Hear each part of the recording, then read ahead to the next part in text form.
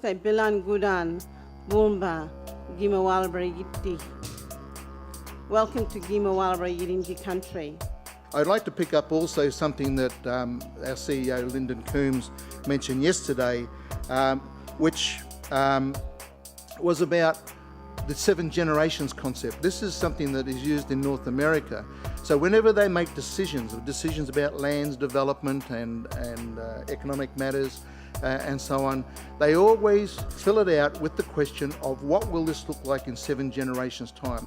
We must promote the capacity we now have to receive donations from our members and supporters into our public fund and promote our newly established DGR status. That means if you make a donation, it's tax deductible. I've already donated to the public fund. I think I'm the first one.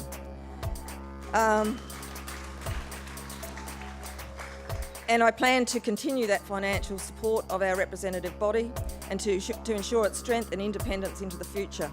While I maintain that the contributions from our members must remain voluntary, I know that many of you out there have the capacity to contribute, and I encourage you to do so. This isn't about government, it's not about how will you respond, this is truly about you. What do you want? What do you want for your grandchildren? We've heard 7 generations mentioned a couple of times, Lyndon, and then Les mentioned it again today. It is active. How do we act? What do we want to leave for our grannies? Like, seriously. And that's the kind of planning that we're going. But it is about us. And we've got to say to ourselves, it is okay for us to dream, because there's enough of us now to work out how we resource that. We're not reliant on government to even have these discussions. But we are reliant on things like Congress to say to government, you need to stay away from this. Our Constitution calls upon us to pursue the highest standard of professionalism and objectivity, to maintain integrity and honesty, to ensure accountability, transparency and openness, to promote participation and inclusion, and to be informed. Those delegates who attended yesterday's meeting will know that these things are being constantly reminded within Congress. We remind ourselves in the board, we remind ourselves when we're talking public and in the open, we remind ourselves at these national meetings that these are the principles that we're pursuing, not only because it's the fair and right thing to do, but also it enhances our purposes, it enhances our ability to achieve our strategic objectives and goals.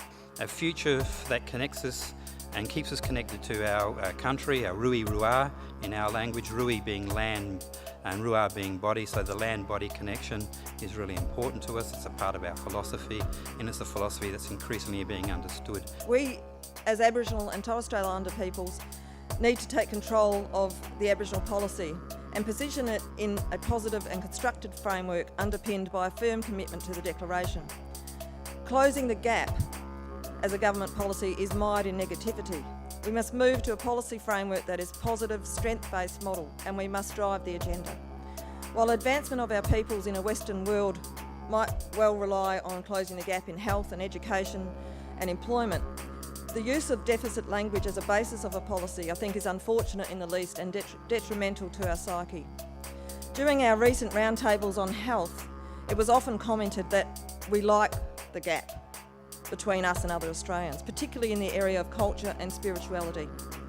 We have a lot to offer, and our culture actually is what separates us and gives us strength. A subtext of closing the gap is be like us, an assimilationist goal. While we may want the benefits of Western society and can and do achieve it, it cannot be at the expense of culture and what makes us different, our place in this country, our culture or our identity. And we must hold governments and our own organisations accountable for those outcomes.